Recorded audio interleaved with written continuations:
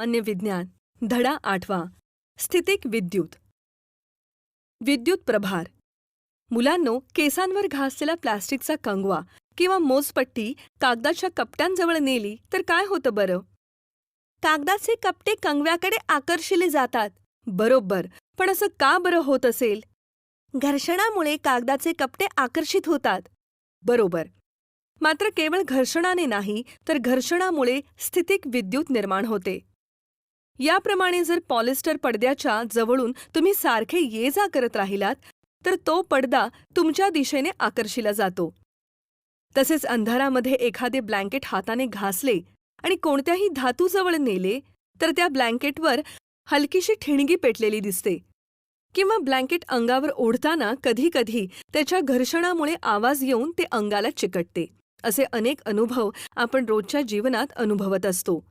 पण मुलांनो, या सर्व क्रिया काही आपोआपच घडत नाहीत, तर या सर्व क्रिया घडण्यामागे काही ना काही विज्ञान असते, जसे या वस्तूमध्ये आहे. तुम्हाला तर माहीतच आहे की सर्व वस्तू या अतिसूक्ष्म कणांच्या बनलेल्या असतात आणि विद्युत प्रभार हा वस्तूंच्या कणांमध्ये असतो.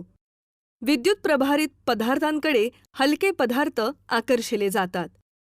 घर्षणातून स्थितिक विद्युत प्रभार निर्माण होऊन वरीलप्रमाणे क्रिया घडत असतात. इतकेच काय, तर अगदी आपल्या शरीरातही विद्युत भार साठवलेला असतो.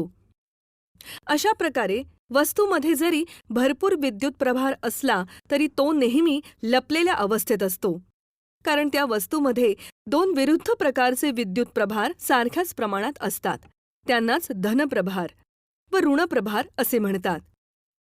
जेव्हा एखाद्या वस्तूवरील धनप्रभार व ऋणप्रभार हे दोन्ही समतोल असतात तेव्हा त्या वस्तूवरील निव्वळ प्रभार शून्य असतो. अशा स्थितीत त्या वस्तूला उदासीन असे म्हणतात आणि जर हे दोन्ही प्रभार समतोल नसतील तर ती वस्तू प्रभारित आहे असे म्हणतात. मुलांनो, दोन प्रभारित वस्तू एकमेकांवर कशा प्रकारे परिणाम करतात ते आपण या प्रयोगातून पाहू. यासाठी एक काचेची कांडी आणि एक रेशमी कापड घ्या. आता या काचेच्या कांडीचा टोकाकडील भाग रेशमी कापडावर घासा. त्यामुळे काय होईल की या दोन्ही वस्तू काही प्रमाणात प्रभारित होतील. आता या कांडीला मधोमध दोरा बांधून ती एका पट्टीला बांधून लटकवून ठेवा. आता दुसरी कांडी घ्या आणि तिचाही टोकाकडील भाग रेशमी कापडावर घासून तिला प्रभारित करा. ही प्रभारित केलेली कांडी लटकवलेल्या कांडीच्या जवळ आणा. पहा काय दिसते आहे. या दोन्ही कांड्या एकमेकांपासून दूर ढकलल्या गेलेल्या दिसतायत. आता एक प्लास्टिकची कांडी घ्या. तिचेही टोक रेशमी कापडावर घासून त्या कांडीला प्रभारित करा आणि ते टोक लटकवलेल्या कांडीच्या टोकाजवळ न्या. पहा आता काय दिसते आहे. या दोन्ही कांड्या एकमेकांकडे ओढल्या गेल्या. बरोबर. या प्रयोगातून आपल्याला असे समजते की एकाच प्रकारचे प्रभार असलेल्या कांड्या एकमेकींना दूर ढकलतात, यालाच प्रतिकर्षण म्हणतात, आणि विरुद्ध प्रकारचे प्रभार असलेल्या कांड्या एकमेकांकडे आकर्षिल्या जातात, यालाच आकर्षण असे म्हणतात. मुलांनो, विद्युत प्रभाराला धनप्रभार व ऋणप्रभार अशी नावे बेंजामिन फ्रँकलिन या शास्त्रज्ञाने दिली आहेत. हे तुम्हाला माहीत असायला हवं. प्रभाराचा उगम कसा होतो. सर्व पदार्थ हे कणांचे बनलेले असतात आणि या कणांचा सर्वात लहानात लहान कण म्हणजेच अणू असतो. हे आपल्याला माहीत आहेच. प्रत्येक अणूमध्ये स्थिर असणारा धनप्रभारित भाग आणि चल असणारा ऋणप्रभारित भाग असतो. प्रत्येक अणू हा विद्युतदृष्ट्या उदासीन असतो, कारण त्यातील धन व ऋणप्रभारांचे प्रमाण समान असते. मग तरीही या वस्तू प्रभारित कशा होत असतील सांगा बरं. नाही माहीत? बरं, मी सांगते. जेव्हा विद्युतदृष्ट्या उदासीन असलेल्या एखाद्या वस्तूतील ऋणप्रभार काही कारणाने कमी होतो तेव्हा त्या वस्तूतील अणू धनप्रभारित होतो. म्हणजेच काही विशिष्ट वस्तू एकमेकांवर घासल्या जातात तेव्हा एका वस्तूवरील चल ऋणप्रभारित कण दुसऱ्या वस्तूवर जातात. ते ज्या वस्तूवर गेले तेथे जास्त ऋणकण होतात. त्यामुळे त्या वस्तूतील धनप्रभार कमी होऊन ऋणप्रभार वाढतो आणि त्यामुळे ती वस्तू ऋणप्रभारित होते. या उलट ज्या वस्तूमधून हे ऋणप्रभार गेलेले असतात त्या वस्तूमध्ये ऋणप्रभारांचे प्रमाण कमी होते आणि त्या ठिकाणी धनप्रभारांचे प्रमाण वाढून ती वस्तू धनप्रभारित होते. म्हणजेच घासल्या गेल्याने या दोन वस्तूंपैकी एक वस्तू धनप्रभारित होते तर दुसरी वस्तू ऋणप्रभारित, आणि अशा प्रकारे या वस्तू विद्युत प्रभारित बनतात. आपण मागील भागात काचेची कांडी आणि रेशीम कापडाचा प्रयोग पाहिला. या प्रयोगात काचेच्या कांडीचे जे टोक रेशमी कापडावर घासले ते टोक धनप्रभारित झाले होते, कारण त्या टोकातील ऋणप्रभार कमी होऊन तो रेशमी कापडावर आला होता, आणि रेशमी कापडाच्या घासल्या गेलेल्या भागावर काचेच्या कांडीतील अधिकचे ऋणप्रभार आल्याने तो भाग ऋणप्रभारित झाला होता. मुलांनो, अशा प्रकारे घर्षणाने काच, एबोनाईट, प्लास्टिक, रेशीम, लोकर यासारख्या वस्तूंमध्ये विद्युत प्रभार निर्माण करता येतो. सुमारे 2500 वर्षांपूर्वी स्थितिक विद्युतबाबतचे प्रयोग थेल्स या ग्रीक शास्त्रज्ञाने ॲम्बर नावाच्या पदार्थाच्या सहाय्याने केले. त्याच्या असे लक्षात आले की पिवळ्या रंगाचा राळेचा दांडा म्हणजेच ॲम्बर लोकरी कापडाने घासला असता या दांड्याकडे पिसे आकर्षित होतात. ॲम्बरला ग्रीक भाषेत इलेक्ट्रॉन असे म्हणतात. म्हणून ॲम्बरच्या सहाय्याने उत्पन्न केल्या गेलेल्या या ऊर्जेला थॉमस ब्राऊनने 1646 साली इलेक्ट्रिसिटी हे नाव दिले. प्रयोग. बरं मुलांनो, आता आपण एक प्रयोग करून पाहूया. घर्षणाने कोणत्या वस्तू प्रभारित होतात आणि कोणत्या होत नाहीत ते आपल्याला पाहायचे आहे. माझ्याकडे एक लोकरी कापड आहे आणि या ठिकाणी फुगा, रिफिल, खोडरबर, लाकडी स्केल, स्टीलचा चमचा, तांब्याची पट्टी या सर्व वस्तू आहेत. आणि हे इथे कागदाचे तुकडे आहेत. प्रथम मी एक एक वस्तू रेशमी कापडाला न घासता या कागदांच्या तुकड्याकडे नेते. फुगा, रिफिल, खोडरबर, लाकडी स्केल, स्टीलचा चमचा, तांब्याची पट्टी. पहा, यातील कोणत्या वस्तूकडे कागदाचे तुकडे आकर्षिले गेले? एकाही वस्तूकडे कागदाचे कपटे आकर्षित झाले नाहीत. आता मी याच वस्तू एक एक करून रेशीम कापडावर घासणार आहे आणि मग या कागदाच्या तुकड्यांकडे नेणार आहे. तुम्ही नीट निरीक्षण करा आणि सांगा काय होतं आहे ते. हा फुगा मी रेशीम कापडावर घासून कागदांकडे नेला. सांगा काय झालं? बाई, कागदाचे तुकडे आकर्षिले गेले. बरोबर. मग फुगा प्रभारित झाला की नाही? हो बाई, झाला. छान. आता ही रिफिल. हिला रेशीम कापडावर घासल्यानंतर हिच्याकडे कागदाचे तुकडे आकर्षित झाले का? हो बाई, झाले. म्हणजेच ही रिफिलही प्रभारित झाली. हा खोडरबर मी आता रेशीम कापडाला घासला. सांगा, याच्याकडे कागदाचे कपटे आकर्षित झालेत का? हो बाई, आकर्षित झाले आहेत. म्हणून खोडरबर पण प्रभारित झाला आहे. ही लाकडी पट्टी मी घेतली. तिलाही रेशीम कापडावर घासले. पहा, हिच्याकडे कागदाचे तुकडे आकर्षित झाले का? हिच्याकडेही कागदाचे तुकडे आकर्षिले गेले. पण बाई, ते खूप कमी प्रमाणात आहेत. म्हणजे ही लाकडी पट्टी प्रभारित झाली, पण ती कमी प्रमाणात प्रभारित झाली आहे. छान. आता हा स्टीलचा चमचा. त्याला रेशीम कापडाला घासल्यानंतर काय होते पहा. नाही बाई, याच्याकडे कागदाचे तुकडे आकर्षिले गेले नाहीत. म्हणजे हा स्टीलचा चमचा प्रभारित नाही झाला. आता ही शेवटची तांब्याची पट्टी. हिलाही मी रेशीम कापडावर घासले. सांगा बरं काय झालं? बाई, हिच्याकडे कागदाचे तुकडे आकर्षिले गेले, म्हणजे ही पण प्रभारित झाली आहे. बरोबर. आपण पाहिलेल्या काही वस्तू रेशमी कापडावर घासल्या असता प्रभारित झाल्या, तर काही प्रभारित झाल्या नाहीत. म्हणजेच सर्वच वस्तू घर्षणाने प्रभारित करता येत नाहीत. घर्षण विद्युत, फ्रिक्शनल इलेक्ट्रिसिटी. घर्षणाने वस्तू प्रभारित करता येते हे विविध प्रयोगाने आपण पाहिले आहेच. त्याप्रमाणे दोन दगड एकमेकांना घासले की त्यांचे एकमेकांशी घर्षण होऊन आगीची ठिणगी पेटते. किंवा जंगलामध्ये झाडांच्या घर्षणाने वणवा पेटून जंगलामध्ये आग लागते. तर अशा प्रकारे घर्षणामुळे निर्माण होणाऱ्या विद्युत प्रभाराला घर्षण विद्युत म्हणतात. हे प्रभार वस्तूवर घर्षण झालेल्या ठिकाणीच असतात. त्यामुळे अशा विद्युत प्रभाराला स्थितिक विद्युत असे म्हणतात. वस्तूंवर ते थोड्या वेळेपर्यंत राहतात. स्थितिक विद्युतमधील प्रभार दमट व ओलसर हवेत शोषले जातात. म्हणून हिवाळ्यात कोरड्या हवेत हे प्रयोग केले तर आपल्याला परिणाम पाहायला मिळतात. तुम्ही तुमच्या दोन्ही हाताचे तळवे एकमेकांवर जोरजोरात घासा. काय जाणवते? घर्षणामुळे हाताचे तळवे हलकेसे गरम झालेले जाणवतात. अगदी बरोबर. स्ट्रॉमधील बदल.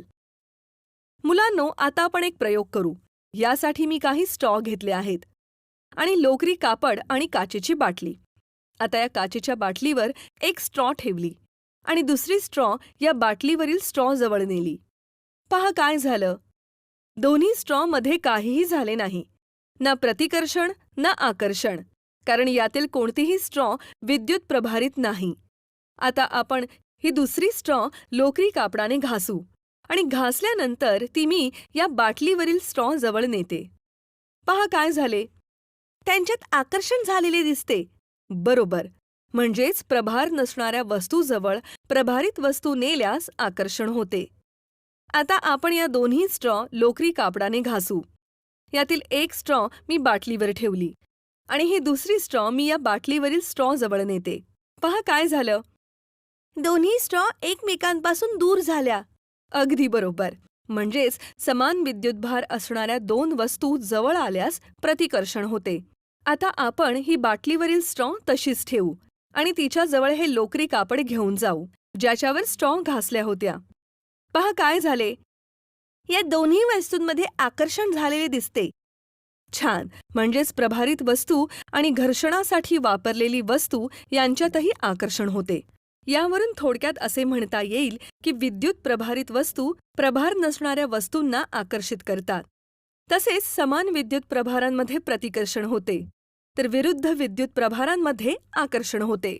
विद्युत प्रतिकर्षण मात्र केवळ दोन समान म्हणजे सजातीय विद्युत प्रभारित वस्तूंमध्येच होते. म्हणून विद्युत प्रभारित वस्तू ओळखण्यासाठी प्रतिकर्षण हीच कसोटी वापरतात. प्रभार निर्मिती. मुलांनो, हे पहा, हे मोहरीचे दाणे आहेत. ते मी या प्लास्टिकच्या बाटलीत टाकते. आता ही बाटली मी जोरजोरात हलवते. पहा काय दिसते आहे तुम्हाला. बाई, मोहरीचे दाणे उडून एकमेकांपासून दूर जात आहेत आणि काही दाणे बाटलीला चिकटले आहेत. बरोबर आहे तुमचे, पण असे का झाले असेल. हे दाणे एकमेकांना का नाही चिकटले. बाटलीला का चिकटले. कारण बाई, विरुद्ध विद्युत प्रभारांमध्ये आकर्षण होते, म्हणून मोहरीचे दाणे बाटलीला चिकटले. आणि समान विद्युत प्रभारित वस्तूंमध्ये प्रतिकर्षण होते, म्हणून मोहरीचे दाणे एकमेकांना नाही चिकटले. अगदी बरोबर. मोहरी व प्लास्टिकची बाटली यात विरुद्ध विद्युत प्रभार निर्माण झाला आणि मोहरीच्या दाण्यात समान विद्युत प्रभार निर्माण झाला आहे. आता आपण आणखी एक प्रयोग करू. यासाठी आपण पाण्याच्या नळाजवळ जाऊ. आता पहा, माझ्याकडे हा कंगवा आहे. त्याला मी माझ्या केसांवर जोरजोरात घासते. ही पाण्याची बारीक धार मी सुरू केली आहे. आता हा केसांवर घासलेला कंगवा मी या नळाच्या पाण्याच्या धारेजवळ नेते. पहा काय झाले. बाई, पाण्याची धार कंगव्याकडे आकर्षली गेली. बरोबर. आता मी हा कंगवा पाण्यापासून दूर नेते. पहा काय दिसते आहे. बाई, आता पाण्याची धार कंगव्याकडे आकर्षित होत नाहीये. अगदी बरोबर. असे होते कारण सुरुवातीस पाण्याची धार प्रभाररहित आहे आणि कंगवा ऋणप्रभारित आहे. असा हा ऋणप्रभारित कंगवा पाण्याच्या धारेजवळ नेताच पाण्याच्या धारेतील कंगव्यासमोरच्या भागातील ऋणकण दूर सारले जातात. अशा वेळी ऋणप्रभाराच्या कमतरतेमुळे धारेचा तेवढा भाग धनप्रभारित बनतो, म्हणजे त्यावेळी कंगवा ऋणप्रभारित असतो आणि पाण्याची धार धनप्रभारित असते. त्यामुळे या दोन विजातीय आकर्षणामुळे पाण्याची धार कंगव्याकडे आकर्षली जाते. या उलट जेव्हा कंगवा दूर नेला तेव्हा पाण्यातील ऋणकण पुन्हा पूर्वस्थानी येतात. त्यामुळे धन आणि ऋण प्रभारांची संख्या समान होते. त्यामुळे पाण्याची धार प्रभाररहित होते आणि आकर्षित होणे थांबते. म्हणजे यावरून आपल्याला असे समजते की प्रभार नसणाऱ्या किंवा उदासीन वस्तूवर धन व ऋणप्रभारांची संख्या सारखी असते आणि प्रवर्तनाने म्हणजे जवळ गेल्याने निर्माण झालेला विद्युत प्रभार फक्त विद्युत प्रभारित वस्तूजवळ असेपर्यंतच टिकतो. मुलांनो, याचप्रमाणे जर एखाद्या भिंतीजवळ असाच प्रभारित फुगा म्हणजे घर्षण केलेला फुगा नेलात तर तो फुगाही भिंतीला चिकटेल. कारण भिंतीजवळ प्रभारित फुगा नेल्यास प्रवर्तनाने भिंतीवर फुग्याच्या जवळच्या भागावर विजातीय म्हणजे विरुद्ध प्रभार निर्माण होतो. आणि मग फुग्यावरील प्रभार आणि हा प्रभार यांच्या आकर्षणामुळे फुगा भिंतीला चिकटतो. विद्युत प्रभार निर्मिती. मुलांनो, हे पहा, हे मोहरीचे दाणे आहेत. ते मी या प्लास्टिकच्या बाटलीत टाकते. आता ही बाटली मी जोरजोरात हलवते. पहा काय दिसते आहे तुम्हाला. बाई, मोहरीचे दाणे उडून एकमेकांपासून दूर जात आहेत आणि काही दाणे बाटलीला चिकटले आहेत. बरोबर आहे तुमचे. पण असे का झाले असेल? हे दाणे एकमेकांना का नाही चिकटले? बाटलीला का चिकटले? कारण बाई, विरुद्ध विद्युत प्रभारांमध्ये आकर्षण होते, म्हणून मोहरीचे दाणे बाटलीला चिकटले. आणि समान विद्युत प्रभारित वस्तूंमध्ये प्रतिकर्षण होते, म्हणून मोहरीचे दाणे एकमेकांना नाही चिकटले. अगदी बरोबर. मोहरी व प्लास्टिकची बाटली यात विरुद्ध विद्युत प्रभार निर्माण झाला आणि मोहरीच्या दाण्यात समान विद्युत प्रभार निर्माण झाला आहे. आता आपण आणखी एक प्रयोग करू. यासाठी आपण पाण्याच्या नळाजवळ जाऊ. आता पहा, माझ्याकडे हा कंगवा आहे. त्याला मी माझ्या केसांवर जोरजोरात घासते. ही पाण्याची बारीक धार मी सुरू केली आहे. आता हा केसांवर घासलेला कंगवा मी या नळाच्या पाण्याच्या धारेजवळ नेते. पहा काय झाले. बाई, पाण्याची धार कंगव्याकडे आकर्षली गेली. बरोबर. आता मी हा कंगवा पाण्यापासून दूर नेते. पहा काय दिसते आहे. बाई, आता पाण्याची धार कंगव्याकडे आकर्षित होत नाहीये. अगदी बरोबर. असे होते कारण सुरुवातीस पाण्याची धार प्रभाररहित आहे आणि कंगवा ऋणप्रभारित आहे. असा हा ऋणप्रभारित कंगवा पाण्याच्या धारेजवळ नेताच पाण्याच्या धारेतील कंगव्यासमोरच्या भागातील ऋणकण दूर सारले जातात. अशा वेळी ऋणप्रभाराच्या कमतरतेमुळे धारेचा तेवढा भाग धनप्रभारित बनतो. म्हणजे त्यावेळी कंगवा ऋणप्रभारित असतो आणि पाण्याची धार धनप्रभारित असते.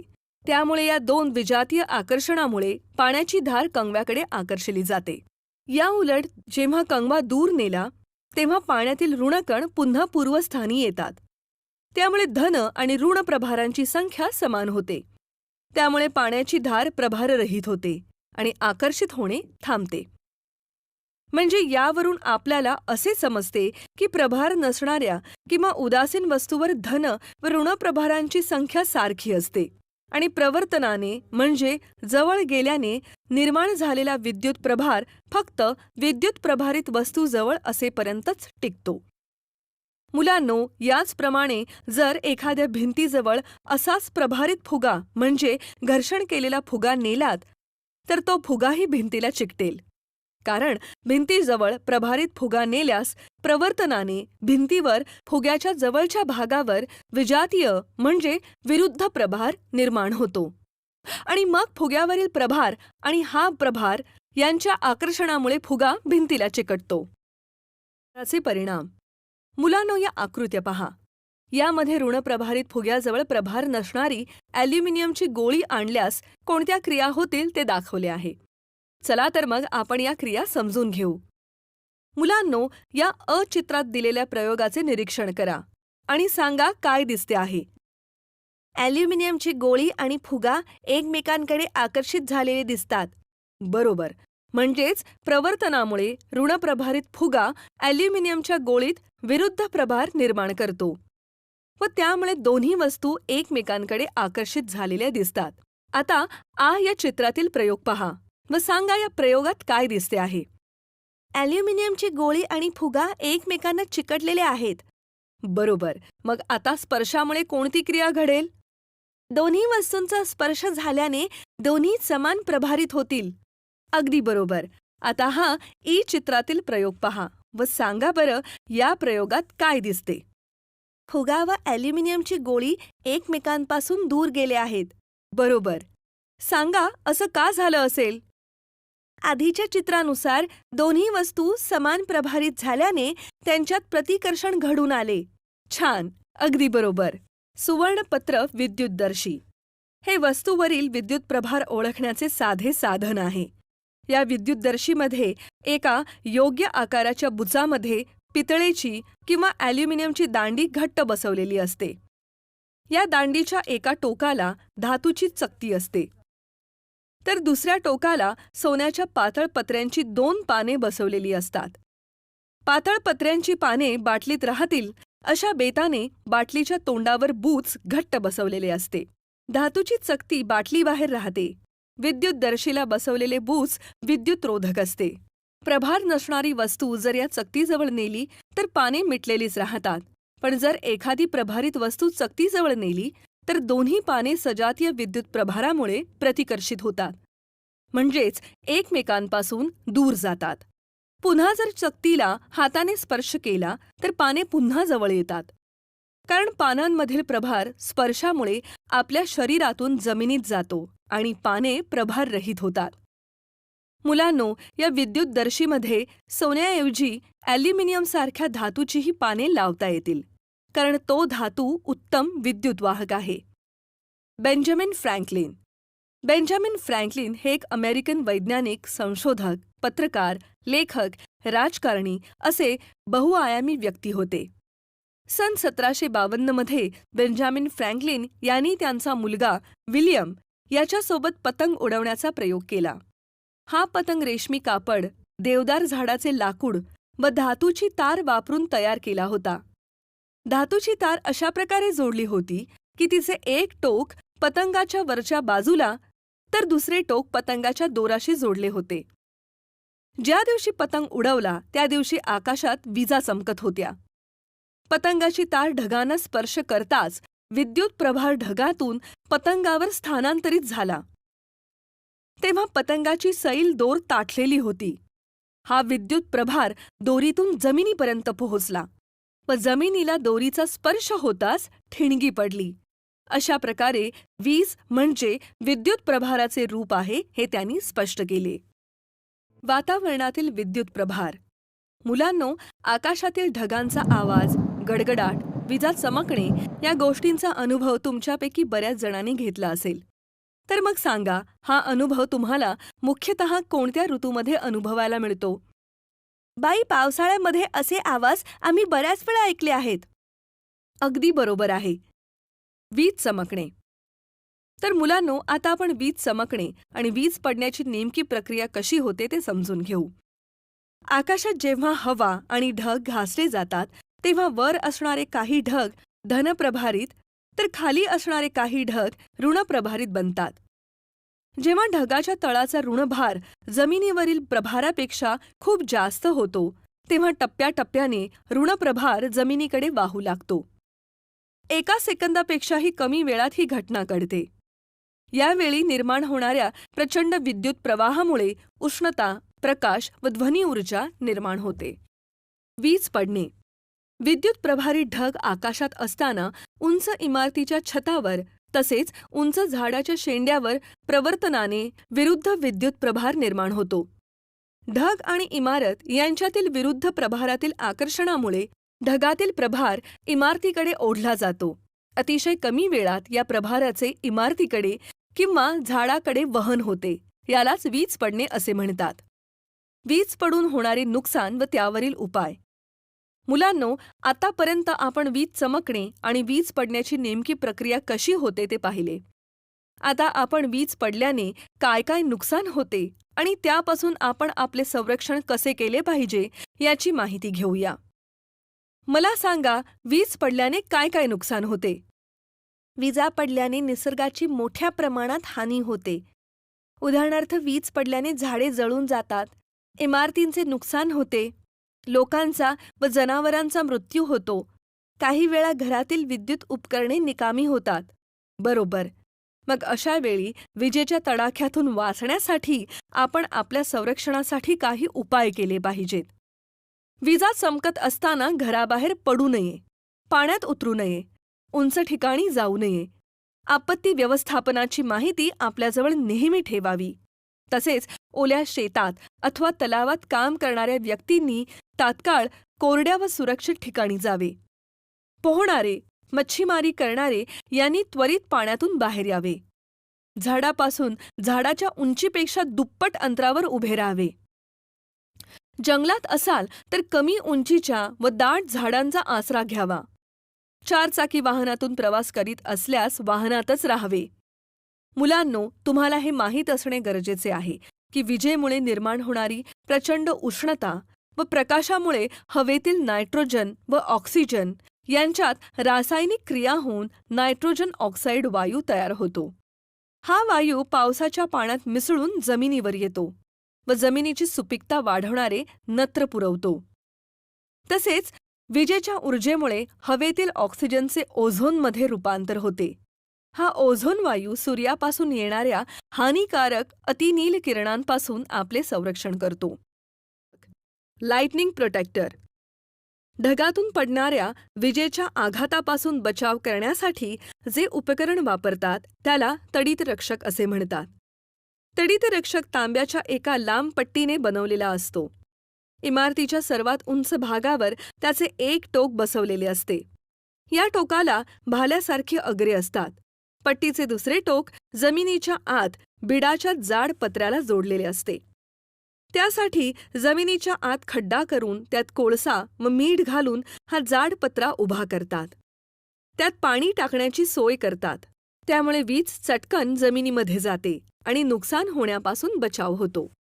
विद्युत प्रभारित ढग इमारतीवरून जाताना इमारतीकडे प्रवाहित होणारे विद्युत प्रभार तांब्याच्या पट्टीमार्फत जमिनीत पोहोचवले जातात. त्यामुळे इमारतीचे नुकसान टळते. उंच इमारतीवर असा तडितरक्षक बसवल्याने आजूबाजूच्या परिसराचे वीज पडण्यापासून संरक्षण होते. मुलांनो, तडितरक्षकाचा वरचा भाग टोकदार का बरे असतो माहीत आहे का तुम्हाला? टोकदार वस्तूकडे विद्युत प्रभार चटकन आकर्षित होतो, म्हणून या अग्रांकडे विद्युत प्रभारित ढगातील प्रभार आकर्षित होतो. तडितरक्षकाचे क्षेत्रफळ पुढे जास्त असल्याने विद्युत प्रभार तांब्याच्या पट्टीमार्फत जमिनीत त्वरित पोहोचवला जातो व नुकसान टळते. त्याचप्रमाणे खड्ड्यात कोळसा व मीठ का टाकतात? कारण कोळसा व मीठ विजेचे सुवाहक आहेत, म्हणून त्यामुळे तडितरक्षकावर पडणारी वीज चटकन जमिनीत पसरण्यासाठी त्यांची मदत होते. तर मुलांनो, अशा प्रकारे या पाठातून आपण विद्युत प्रभाराविषयी बरीच माहिती घेतली आहे.